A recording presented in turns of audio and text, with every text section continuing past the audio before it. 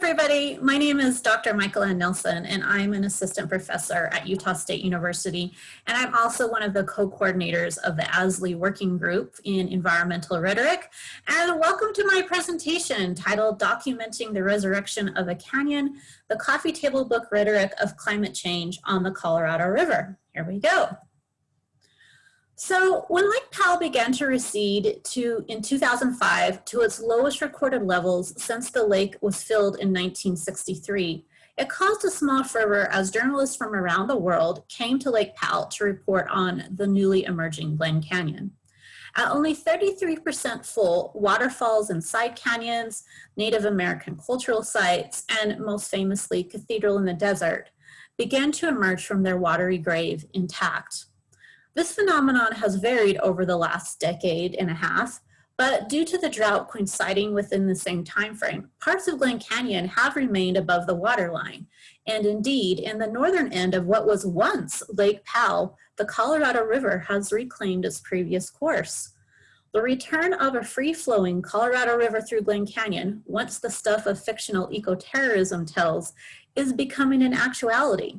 Not due to any kind of dramatic explosion, but to climate change.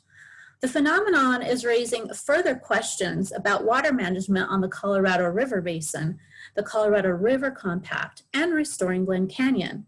As of July 1st, 2021, Lake Powell is only 4 feet from its lowest recorded low point post full pull at 3,559 feet. And by the time you watch this, I imagine that it will have actually receded beyond its lowest recorded point since it began filling in 1963. The reemergence of Glen Canyon has reignited a public debate regarding whether we should drain Lake Powell and has excited activists who continue to advocate for a free-flowing Colorado River through Glen Canyon. Within the last decade, 3 new coffee table books, Resurrection, Glen Canyon and a New Vision for the American West, published in 2009, written by Annette McGivney and photographed by James Kay. A New Form of Beauty, Glen Canyon Beyond Climate Change, published in 2016, written by Peter Frederici and photographed by Peter Goyne. And Drowned River, The Death and Rebirth of Glen Canyon on the Colorado River, published in 2018 by famed environmental writer Rebecca Solnit and photographed by Mark Klett and Byron Wolf, have documented the transforming landscapes of Glen Canyon and highlight the confluence between the forces that created Glen Canyon Dam and climate change. By focusing our attention on the impacts of climate change on such a mythical and complex landscape, these writers don't simply argue for a free-flowing Colorado River through Glen Canyon, but they argue for a new way to value and understand place through the aesthetic vision they portray and the story they tell. These texts bring Glen Canyon once again into the center of the environmental conversation and the discussion about human impact on ecological degradation by showcasing the concrete impacts of climate change on a specific place in a measurable way.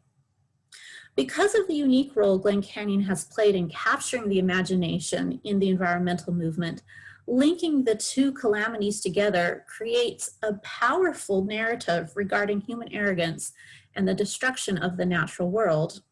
The irony that the destructive forces of climate change has resulted in the unanticipated resurrection of one of the most contested landscapes in American history should not be lost on anyone. More than a pretty table decoration, writers and photographers are deliberately using the coffee table book genre as their primary tool of advocacy.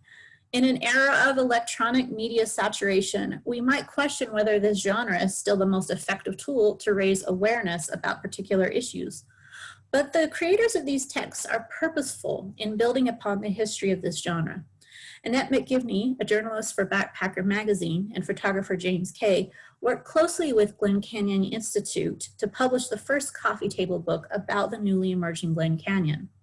The mission of Braided River, the publisher of the book, is to protect Western North America's remaining public lands through photography books and to engage new audiences beyond the traditional environmental community to protect Western America's last wild places and to create a sustainable future. This mission helps illustrate the role of photography in coffee table books to expand the reach of environmentalism. Not only is this genre a callback to coffee table books published by the Sierra Club in the 1960s, it helps illustrate how effective and powerful environmental advocates think this genre is in advocating for conservation. The history of using coffee table books as a tool for environmental advocacy has been documented in books like Natural Visions, The Power of Images in the Environmental Reform by Finis Dunaway. But one of the most famous coffee table books used for this purpose was about Glen Canyon. In 1963, just as the gates of Glen Canyon Dam were closed and water began to fill up Lake Powell, the Sierra Club published The Place No One Knew, a collaboration between then executive director of the Sierra Club, David Brower, and photographer Elliot Porter, which showcased Glen Canyon and all the places that were about to be inundated by water. The book was meant as an elegy to place that no one expected to see again, but also used in the fight against further dam building on the Colorado River, which seemed imminent with 2 more proposed dams. After sending a copy of The Place No One Knew to every member of Congress and engaging in a number of high publicity tactics, both the public and Congress lost enthusiasm for big dam building in America. Glen Canyon Dam was one of the last of the big dams to be built in the United States. McGivney links this success to the purpose of the newer texts by writing, just as The Place No One Knew helped motivate Americans in the 1960s to fight dams and environmental destruction, my hope is this book will inspire readers to give Glen Canyon the protection it deserves. The evidence supporting the case for Glen Canyon is here in these pages, but proof is not enough. Many politicians and business people will continue to insist that Glen Canyon is dead, as is the idea of saving it. If you believe otherwise and want to counter their claims, here are some resources to help you take action. The Place No One Knew was significant, not only for the role it played within the environmental movement, but for contributing to the environmental imagination of Glen Canyon that would only increase in the years to come. It was also notable for the aesthetic vision it portrayed and embodied. Porter's work naturally drew comparison to Ansel Adams' work. Both were Sierra Club members. Adams even served on the board of directors, and both consciously used photography in service to environmental activism, hauling large printed photographs and testimony before Congress at various times. However, Porter's work enlarged our understanding of what landscape photography could be. He worked in color in contrast to Adams' black and white, and he traded his camera toward the small and abstract details of the natural world, in contrast to Adams' vistas. Think of this famous photograph of Yosemite, for example. Viewers could imagine standing in the spot that Adams trained his lens on to take it all in. Porter's work fostered beauty in the abstract details that required a little more imagination to take in. Not only has Porter influenced where and how the photographers in recent coffee table books seek to investigate, they've also influenced their aesthetic perspective with close-ups of artifacts, patterns on waves and sand and rocks, which you'll see in the coming slides. Another similarity between Adams and Porter's work, and thus how they have shaped and influenced our perceptions of the natural world and what it should look like, is through the way they have captured a static moment in time without any perceptible influence of human interference. Porter's photographs of Glen Canyon appear as if humans have never touched this place, despite the fact that it has been inhabited by ancestral Pueblo people for millennia and had more recently even been dredged by miners. Porter's vision of Glen Canyon truly looks like a lost Eden. As activists seize upon this moment to reinvigorate the debate to drain Lake Powell, they have turned to invoking the spirit of The Place No One Knew with intention. Drowned River by Mark Klett, Rebecca Solnit, and Brian Wolf takes The Place No One Knew as its starting point by reproducing the cover and 18 pages from it. Before setting eyes on the place none of them had ever been before, their expectations of place were conditioned by the photographs in The Place No One Knew. Like others who have come before them, including individuals such as myself, they came to Lake Powell in search of the places that Porter captured in his photographs. Solnit writes, "We found one of the eyebrow porches Porter had photographed no longer far above the water, but just above it, staring above its own reflection. And gradually, we stop looking for him. Gradually, we move past using him as a baseline or anchor for our expeditions to understand this place. But we never stop being appreciative of his work as a starting point and a reminder of what had been before.